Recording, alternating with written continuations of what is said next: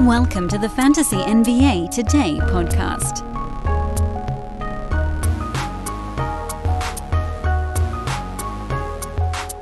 We got schedules bouncing around again this week. Actually, for the best. Although, I think some of you were happy that what I thought were kind of clunkier episodes dropped earlier in the morning last week. I actually prefer this, which I know some of you are going to be annoyed to hear, but just having the time to think through topics, prepare ideas, things of that nature. To those that have asked the question of why the podcast jumps around a little bit, I'm assuming that means that you're also more newer, I guess, a bit newer to the listening audience, and that's fine. But just quickly here to kind of go back through time, when I started this podcast, it was right after my first son was born. He just turned 5.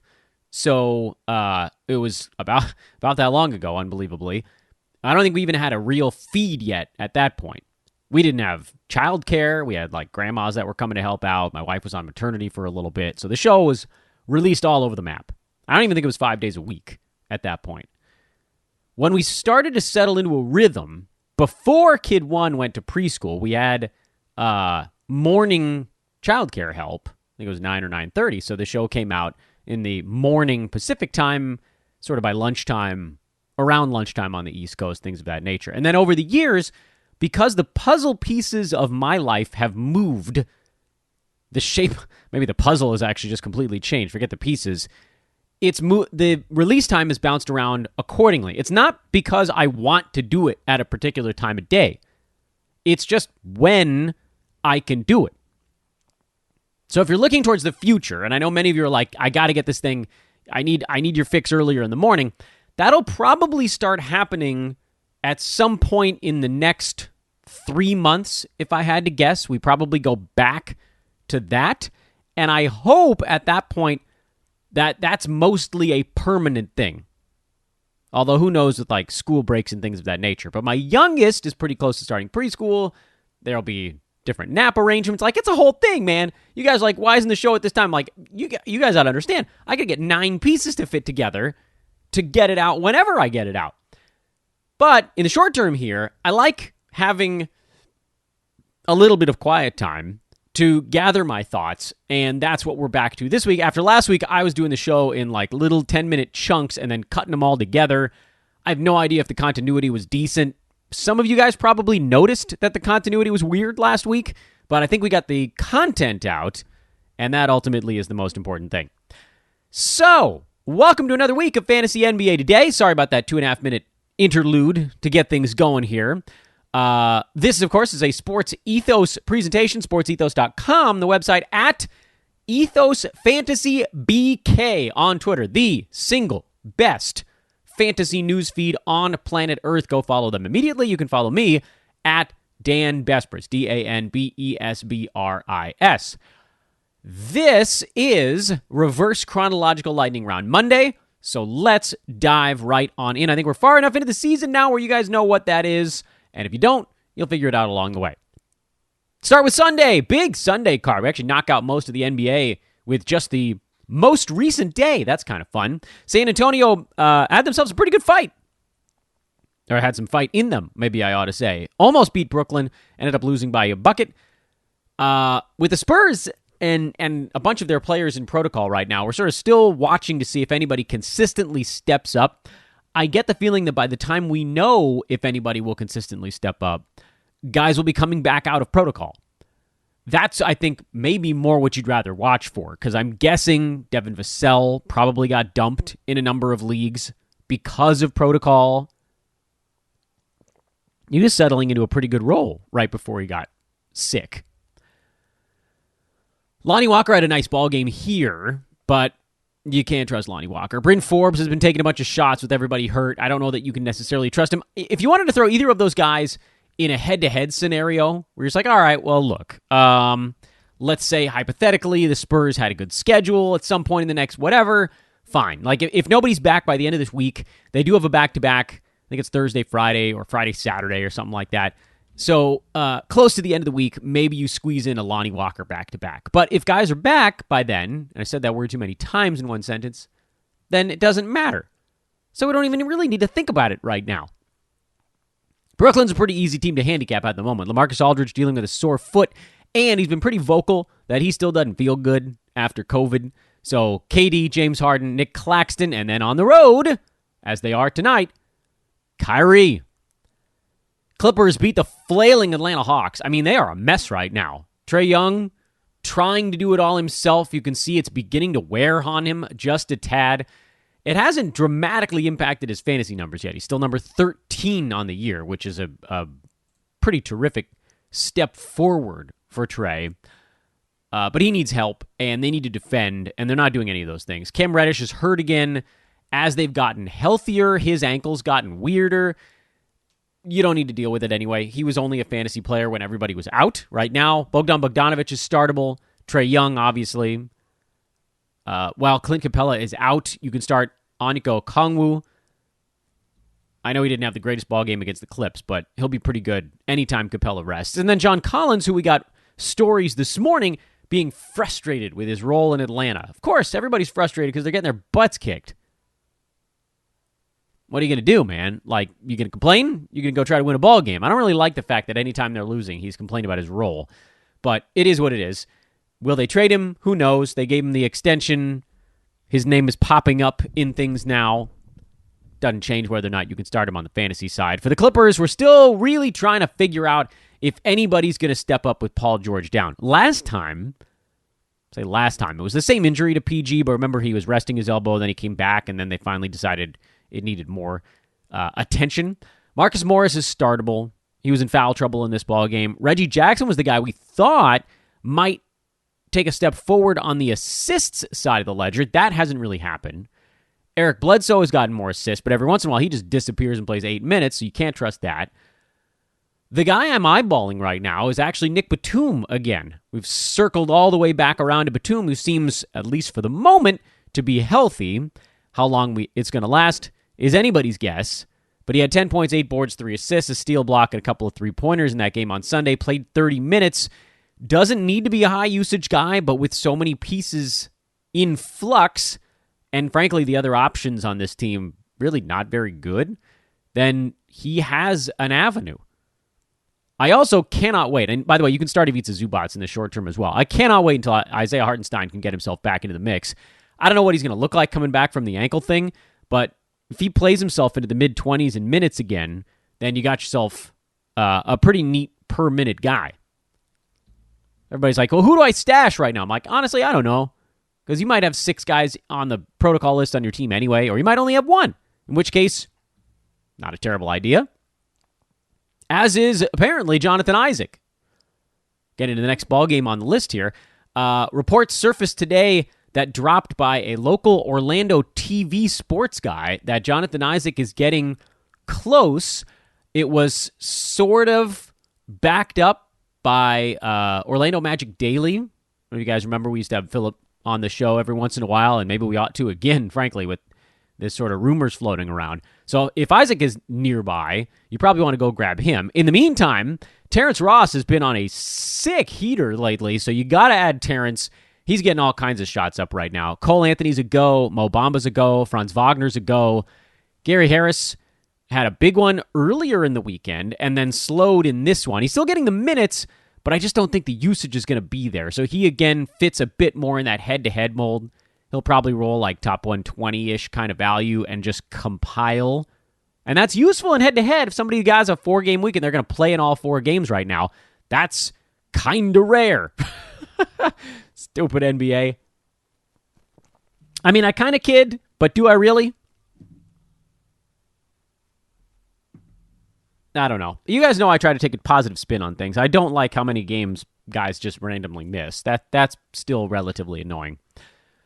Chuma Okeke filled in for Wendell Carter Jr. He's really kind of become a massive steals specialist. So if Wendell has to miss any additional ball games, you can probably throw Okeke into the mix. It's hard to know, though, mostly because, again, if you have to make your moves a day in advance, You're plotting for an Orlando team that doesn't play until Wednesday. Wendell Carter Jr.'s injury didn't sound all that serious. He was a game-time decision anyway. Hamstring, sore, So maybe they were just giving him a little extra time off. It was a back-to-back. If he does play on Wednesday, then he'll have a week off to rest the sore hammy. I just don't know how you make a move on Okeke with this much waiting time. You don't. That's how. Kyle Kuzma's been going crazy lately. You can go ahead and roll with him while he's been this productive. It's going to bend at some point. I mean, we know that it's going to bend because he's Kyle Kuzma. We also know it's going to bend because the Wizards got Rui Hachimura back for this ball game. He was notably rusty. And Thomas Bryant is expected back probably within the next 7 to 10 days. And we're getting a lot of questions on whether or not you should be stashing Bryant. I think the answer is no. I'm not that excited about him. I don't think he plays his way into the starting job necessarily. I don't know that he's better than Daniel Gafford. If he is, does Gafford get completely marginalized? I doubt it. Davis Bertans is still floating around as their floor spacing center. They have Greg Monroe on the roster right now. It's just not... It's a cluttered mess. I mean, it was already a little bit of a cluttered mess, and they're adding 2 more front court players to it.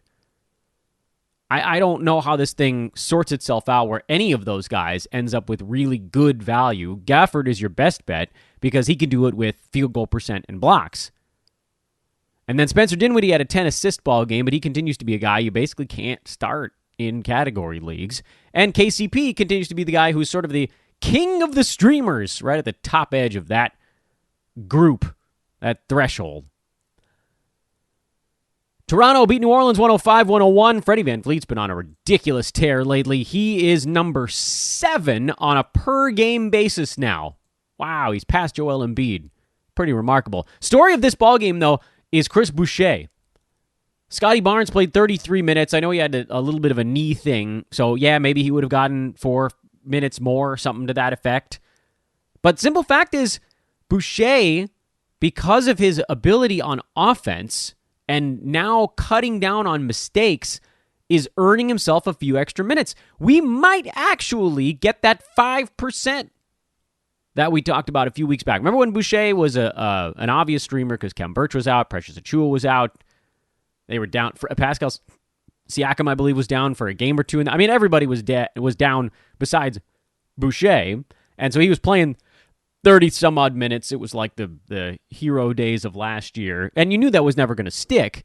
But on this podcast, we said there's a 5% chance, a 1 in 20 chance that something actually sticks here, that he plays his way into those additional minutes.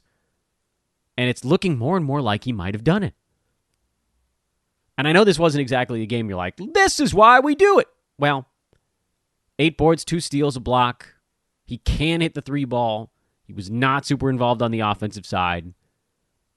Look, we know enough about Chris Boucher. Even if we dial back the per-minute production, 20 minutes is generally enough. 24, he's a monster. So you got to keep holding. I don't think many of you guys dropped because we just kept saying hold on the podcast. Hold! Herb Jones, also a hold. We're going to see things level off a little bit for old Herb. Steals, the blocks in particular. Because the rebounds, the assists are probably not going to be all that massive with JV back, with Brandon Ingram floating around, et cetera, et cetera. But if the steals and blocks hold as long as they can, then you kind of have to keep doing likewise. Josh Hart, by the way, expected back for the next ball game on Tuesday. Hey, reminder everybody, our buddies over at manscaped.com informed us that we got to move a few units here the month of January. It's go time, man. It's go time. I know at least a few of you are thinking about presents, a gift from you to you, something you might want to spend perhaps some of your free MyBookie winnings on. We always talk about putting $10 over in the Thrive Fantasy bucket. Why not buy something for yourself at manscaped.com? It's good for you. It's good for us here at the Ethos. It's good for the folks at Manscaped. We get to continue our partnership with them. They got cool stuff, man. You got to check it out. I had someone hit me up on Twitter. I already forgot his name. Apologies. Saying that the day I did that big Manscaped read last week was the day that his 4.0 had shown up. So he was all stoked about it. That's cool. That's a cool feeling, actually, to know that, like, Somebody got one and was genuinely pleased with it. And I'm obviously pleased with it, but also they send me samples of stuff. This is your hard-earned cash you're spending on things. At the very least, go get yourself a nail kit. Don't be that gross whatever with the long nails, the nails you're biting or picking or whatever. I bit and picked my nails for many years. Now I actually have to clip them. I got to keep them nice and tidy. Manscaped.com, promo code hoopball20 or ethos20. Either one of those works. You get 20% off and free shipping on your order. Go check them out, please. Please, we got to get you guys, go get something. We've been putting all this money in your pocket. Go buy something with it. Denver beat Oklahoma City, and then Will Barton headed into protocols this morning. That might be enough, actually, to make Monte Morris playable. I know Facundo Campazzo's still kicking around, and Aaron Gordon is still kicking around, and Austin Rivers actually had a pretty big game off the bench. Kind of won this game for Denver. Ugh. But we've seen it before. Monte Morris hates being a part of the offense. Absolutely hates it. Kind of a joke, but also a little bit true, that the starting point guard on this team had a usage rate of 10. That's low. 5 shots in 26 minutes. But if you take Barton's 14 and you start to split those up a little bit, you almost have no choice but to give some of them to Morris to get him up to that 8, 9, 10 shots, whatever it needs to be. You guys know me. I love it when guys get to a dozen. That's a big deal.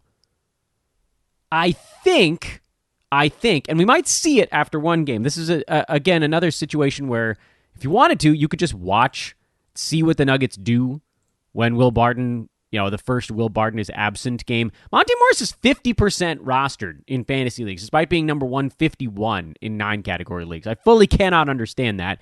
And it isn't mostly within the last day or something like that. His rostership hasn't changed. He just was rostered already. I'm really surprised by that because the number of good games he's had, people are wasting Monte Morris games cap games. Anyway, if you're in a league where he's not rostered, this might finally put him inside the top 100 for a week. Josh Giddey's getting closer.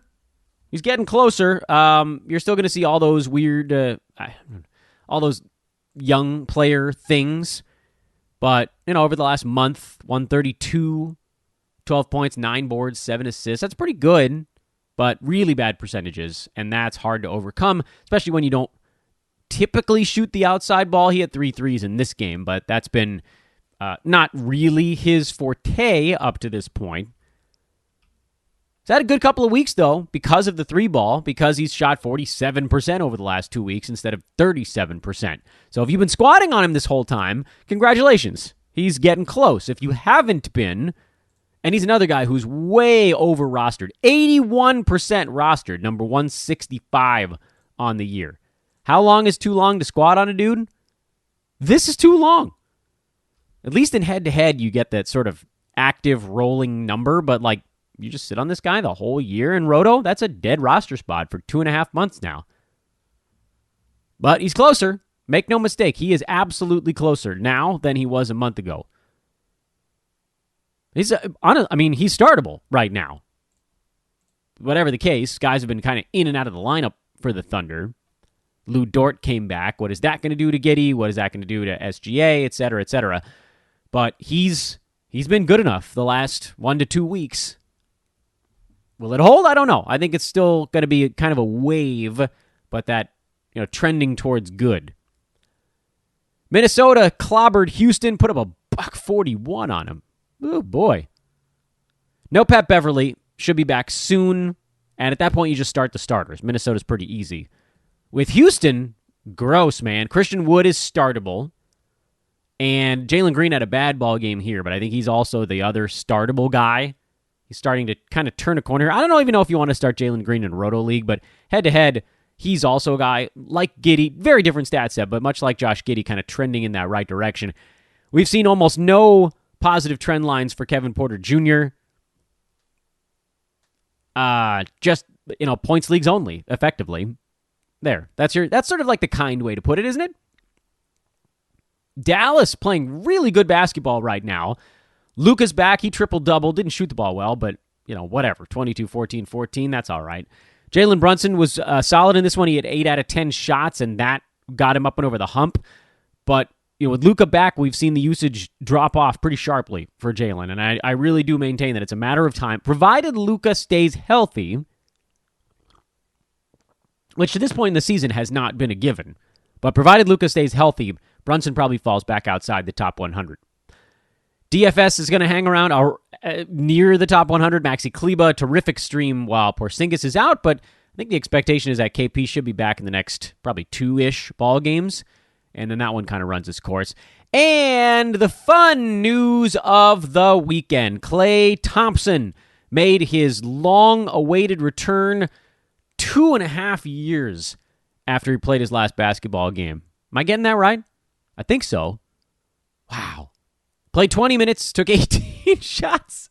It won't be like that every game. Don't worry. They'll still let other guys actually take shots every once in a while. But this was a pretty exciting night to have Klay back. If you've been sitting on him this whole time, I would have said don't start him his first couple games back after that long. But then if someone was like, by the way, he's going to take a shot every minute he's on the floor, I might have said, you know what, go ahead.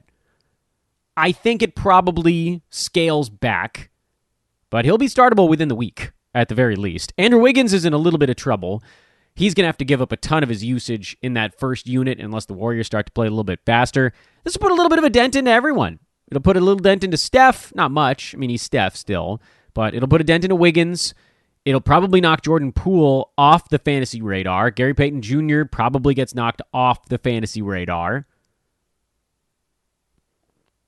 Draymond Green started and then left immediately. He was dealing with some soreness, but he wanted to be in the starting lineup with Klay, so this was more of a ceremonial start. So yeah, look out. A lot of Warriors are about to lose whatever value they might have had. On the Cleveland side, I almost can't figure out what the hell happened in this ballgame. Warriors took 22 more shots than the Cavs did. And the Cavs got 8 extra free throws. Yes, that's a thing. But the Warriors out-rebounded by 12. 4 fewer turnovers. Just mistakes. Darius Garland hurt his back late in this ballgame. He's expected to play, however, against Sacramento, so I'm not going to worry about it unless something tells me I have to. Lauri Markkanen has been sort of hanging right near the edge of startable. Jared Allen had a tough time with the Warriors. A lot of these guys are going to bounce back. The story on the Cavs side, I think, is that Rajon Rondo has dropped himself right into the Ricky Rubio job. They're not that different. Neither one can shoot. Rubio is better at this stage of his career versus Rondo, but they're going to do somewhat similar things on a basketball court. And I can't believe I'm saying this, but you kind of need to take a shot, but you kind of need to keep an eye on Rondo. I didn't think he was going to get more than 15, 20 minutes, but they might actually dump him out there for mid-20s. You've seen it before. The combination of steals and assists could actually be enough. I picked him up in a few spots. Mostly because I had like Tyus Jones streams I could dispose of. Since John Morant sat out one half of that back-to-back, I started Jones on one day and then pulled him for the next one. You're not dropping anyone with legitimate value to pick up Rajon Rondo, but if you have someone who's fully gone from value, that's when you could potentially consider it. Portland blew out the Kings. I mean, this is a bad loss for Sacramento. Portland is currently without Damian Lillard, CJ McCollum, Larry Nance Jr. I'm actually forgetting somebody, and I don't know why it's my brain is just farting on it. But they're down 4 important players. So, I mean, the fact that the Kings weren't even involved in the game is just atrocious. I don't know what Sacramento's going to do. Fantasy-wise, if you drafted De'Aaron Fox, it means you weren't listening to me, so deal with it. He's your problem now. Tyreese Halliburton is a start. He was actually the number 3 player over the last month, so that's fine. Harrison Barnes was a little better in this one. Hopefully he gets back up and over the line. He's kind of been outside the start line as well lately. Alex Len got the start with Damian Jones now in protocols as well. Rashawn Holmes, the hope is that he'll be back within the next probably 2 to 3 days, or certainly the next 5. And that'll help markedly. But I don't know if this thing can be fixed. It's just too many years of bad coaching. Everybody's got the wrong habits. Alvin Gentry's out there scratching his head like, what am I going to do with these guys? Anyway, on the Portland side, just keep streaming Anthony Simons and Rob Covington until someone tells you to stop. I think we'll see CJ McCollum in the next 2 weeks. Maybe I'm wrong. I feel like he's getting closer. I don't think the Blazers want to throw in the towel on this year. We got news. Remember, I dropped a Damian Lillard episode over the weekend, and then we found out that his 4-game rest was actually being extended until the 25th of January. He's going to miss their whole long road trip coming up. And if you're a fan of seeing Damian Lillard, what you want over that stretch is for the Blazers to stay locked in with the other teams fighting for that 10 seed, which right now, you could argue Spurs, Blazers, Kings, Pelicans, and Thunder are all actually fighting for that spot. There's basically no competition for the top 9, but a bunch of really bad teams are duking it out for the last play-in spot because anything can happen. And if you're the Blazers, you love the idea that anything can happen because you get that 10 seed and you have Dame and CJ and Nurk and Nance and, it's Norman Powell's the other one I was forgetting, all back in the mix. You could easily go and win 2 games on the road to get into the playoffs. It's not insane at all. I mean, look at what could happen there. If the playoffs started now, the Blazers would play the Spurs in San Antonio. I think, am I getting that right? Yeah, the 7 and 8. Sorry, the Blazers would actually be out of it. They're tied with the Spurs. Who's winning the conference record? Is that what that goes to on the tie there, or do they have to play one another? I don't know. I haven't looked that far ahead. Well, let's say that the Blazers move ahead of the Spurs. They would play the Clippers on the road, and who knows, we'll be playing for the Clippers at that point. And if they win that ball game, they'd play the winner of Lakers T-Wolves, which, I'm sure they're hoping the Lakers pass someone like the Nuggets between now and then. But you think the Blazers could beat the sort of floundering Clippers and then a Nuggets team with who knows who? Or a Wolves team if they're the one that gets through? So that's why I don't think they're giving up yet. But if the Blazers go out on this road trip and lose all 7 of them without Dame and probably without CJ, and then they're like 4 or 5 games out, say the Spurs go on a little miniature winning run, then you start to worry. Okay, well, what are we doing here? Is there a point even? What if Dame isn't healthy? Do we even have a chance?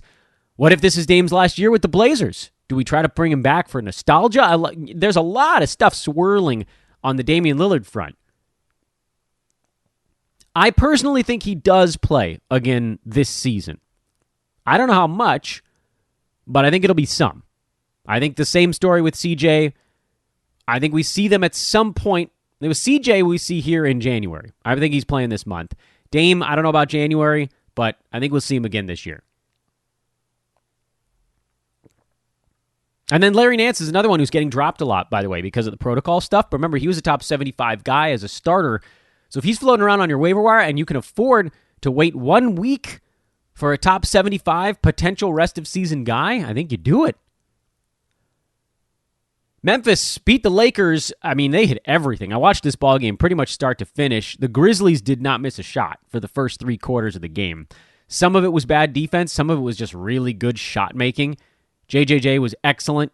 Desmond Bane was excellent again. Slow-Mo had his best game of the season here, which, of course, pushed Brandon Clark a bit to the wayside. I'm holding on to Clark a little bit longer. When he gets 20 minutes, he's fantasy startable. He's a top 90 guy in 20 minutes. This one, 16 minutes. He actually put up a top 90 line in 16 minutes of this ball game, but, thinking back to the previous one, the day before, when he played whatever it was, like 27, 28 minutes, and he was a monster. I don't think I can drop a guy like that. And D'Anthony Melton is kind of the same story. To be fair, he was quite bad in this game. You don't see that many games where Melton is just sort of flat out bad on the court, but he was bad here. So the lower minutes actually do make sense. But with Dylan Brooks now out 3 to 5 weeks, you have to have D'Anthony Melton on your team. He played a ton of minutes early this year when Brooks was out. He was a top 65 guy. There's just this crazy upside built into a few of the Grizzlies' bench dudes. And at the same time, I'm less excited about Slow-Mo, who, yeah, he's starting, but we've seen this before where if he doesn't get the full 30 minutes as a starter, it's not going to be enough. He's not generally a high-usage guy. He's a little bit across the board, so he's got to be out there to get that stuff. He can't pile it up the way Melton can in low minutes or Clark can in low minutes. It's just not his game. On the Lakers side, no, I'm not worried about Malik Monk. He just had an off shooting game. He'll have a few of those because the dude was hotter than hell coming in. Blocked 3 shots somehow. I don't know what that was all about. And then everybody else was pretty terrible aside from Braun. Lakers are, as we all, interested in what they look like when Anthony Davis comes back. They've been actually kind of okay the last 7-8 ball games for LA. They're going to have to prove that they can win on the road, but you can bet your butt that they're going to be that team like between 5 and 7 in the Western Conference playoffs that no one wants anything to do with. Kind of like last year. Dodge LA. Because no one wants to deal with Braun in the playoffs. No one's going to want to deal with Anthony Davis when he comes back. Yeah, they're a mess these days, but they are starting to look a little bit better. Make no mistake. Hey, go take $10 and open up an account at thrivefantasy.com. For goodness sake, please, Lord, do it. Oh, please, check them out. You're going to have such a blast over there. Prop up at thrivefantasy.com using promo code ETHOS. You get a 100% deposit match bonus and 2 $20 contest entry tickets. I tell you every single show, and I hope to the good Lord at least a few of you guys have checked this thing out. I'd love to hear from you, by the way. I know a couple of you have done it and have hit me up about it, saying, this has been fun. I've won a few bucks. I followed your DFS guys here at Sports Ethos. They've been able to guide me in the right direction. And the beauty part is you don't need to know about the really fringy like way beyond even the guys you think about putting on a full season fantasy card. You need to know the superstars. What's KD going to do? I actually should probably talk about a game that's happening tonight if I could remember who the hell was playing tonight. Actually, KD's playing tonight. See, we got that one right. What are the superstars going to do? Props, overs, unders. You get points based on whether or not your prop predictions hit. You choose 10 out of 20. If you gather the most points, basically by hitting most of your props, you win money. ThriveFantasy.com and the Thrive Fantasy app. Many of you always ask, hey, is there an app for it? Yeah, they've got an app, Thrive Fantasy.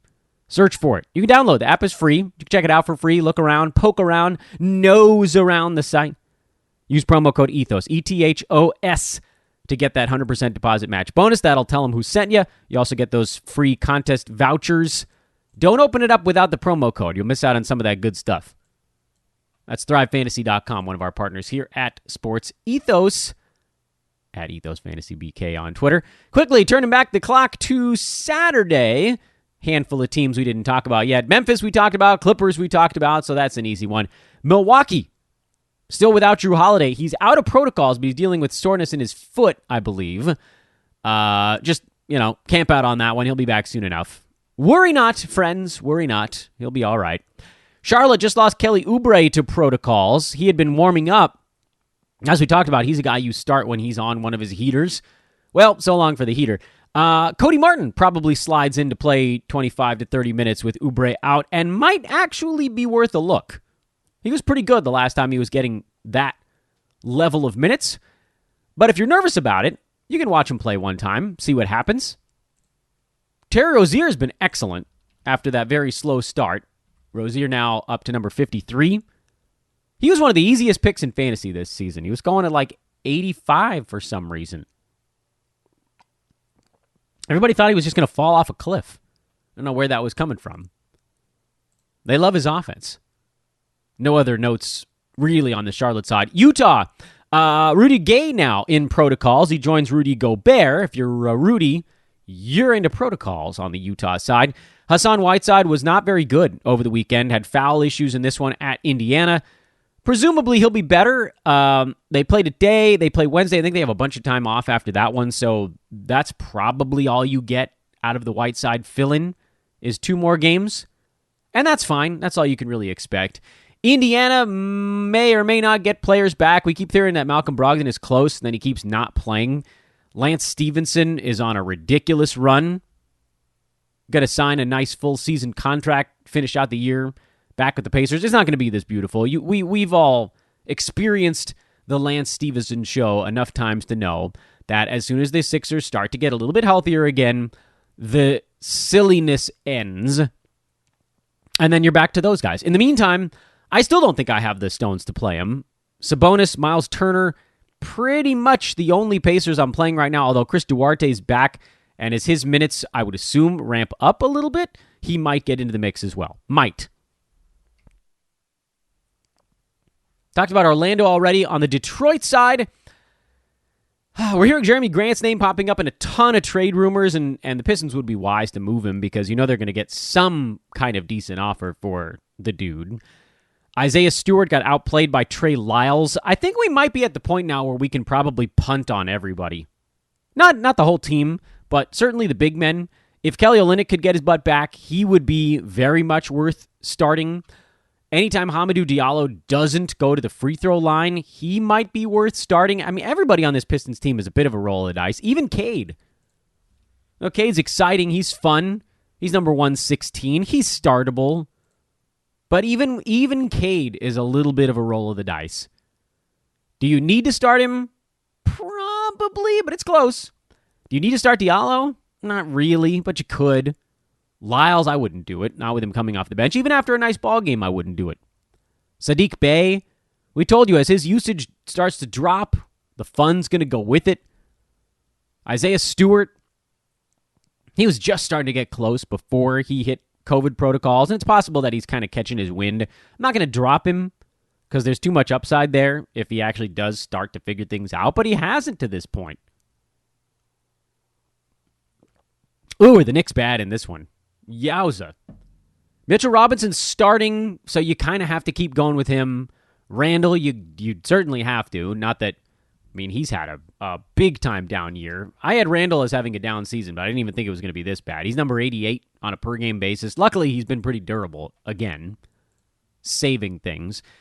Alec Burks is startable. Horrible shooting game, 2 for 11, but he's out there enough and he's doing enough while Kemba Walker's on the shelf to where you can drop him into your lineup. Quickly had 18 points. I could not start him in a 9-category league. Can't do it. So it's Burks, it's Randall, it's Mitch Rob category leagues right now. Quickly, maybe you look at as kind of a schedule streamer type. RJ Barrett points league. We talked about that before. No need to rehash old ground. Celtics, start the starters. Time Lord, Jaylen Brown, Marcus Smart, Jason Tatum, Al Horford. That's it. That's an easy one. Miami doesn't play for a bit yet. That'll mark a stretch where I think they only had like 2 games in 9 days.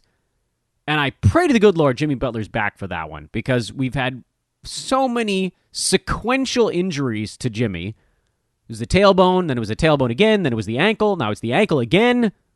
It's too much, man. You're killing me here. He's going to end up missing all the time that Bam is out. Idiotic. Somehow they blew out the Suns in an exceptionally odd turn of events. Tyler Hero is very much startable while everybody else is hurt. Duncan Robinson is, if you can figure out which day he's going to go for 8 3-pointers, you throw him in there. If you can dodge the day where he goes for 1, you do. I don't have that kind of skill. Of all of the fill-in guys, Omer Yurtseven is very much a start until Bam or Dedmon comes back. And then the fill-in names that I would throw into the same bucket, Max Strus, Caleb Martin, Duncan Robinson, PJ Tucker. I'd probably starting PJ of that group. His minutes are going to be the most reliable. He's going to slide up and play some center. He'll get steals. He'll hit 3-pointers from the corner. I don't know that any of these guys is a must-stream guy, especially if Jimmy Butler is going to come back for the next ballgame in a couple of days, which, please, come back. Jimmy, I'm floundering here. I know you always miss a game or two with injuries, but this is getting to be a little bit much. Phoenix got their guys back, and classic letdown mode. DeAndre Ayton was a bit sluggish. Jay Crowder was a bit sluggish, so on and so forth. Cameron Johnson was still fine, although he's now going to take a hit. Even if he still ends up being fine, he's not going to have the same role he had when Booker was out earlier in the year, and then Crowder was out for a while. It's just not going to be that way. It can't be that way. It must not be that way. Did anybody skip the weekend? I think we might have hit them all. No. Philly. Yeah, I don't think we talked about Philly, which is fine Because every time I talk about Philadelphia, I say the same thing, which is this team kind of annoys me on the fantasy side. Right now, Matisse Thybulle's starting at small forward and playing a ton of minutes, so you have to play him. If Tyrese Maxey comes back, what does that do? Does that push Thybulle, Korkmaz, and Danny Green all into one bucket together instead of being able to split a couple? Yeah, I'd say that's a possibility. In the meantime, though, Matisse is a go. Korkmaz is not necessarily. We've talked about how his fantasy game is somewhat limited. If you had to do it in a head-to-head format, you probably could, if you're streaming for threes, something like that. But really, it's the main cogs. Embiid, Tobias Harris, Seth Curry, and then Matisse. And I think that's all 30 teams. I don't write them down as I'm doing it. I just try to remember if something got missed. And I'm pretty sure it didn't. Yeah, we got them all. Yeah. All right, settling back in, everybody. Reverse chronological lightning round Monday in the books. Shout out to our buddies at mybookie.ag. Use promo code HoopBall when you sign up for an account over there. And shout out to our friends at expressvpn.com/hoopball. Yep, I gave you the old promo codes at the end of the show. We're going to tell you more about ExpressVPN on tomorrow's program. We've got some new information on things you can do with their amazing service. Until then, hit me up. We're doing some recruiting over here. Hit me up on Twitter, at Dan Vespers, if you want to be a part of the madness, or just follow me because of the fantasy. That's also fine, too. Am I forgetting anything? Nope. Terrific. Have a great Monday. We'll talk to you guys later.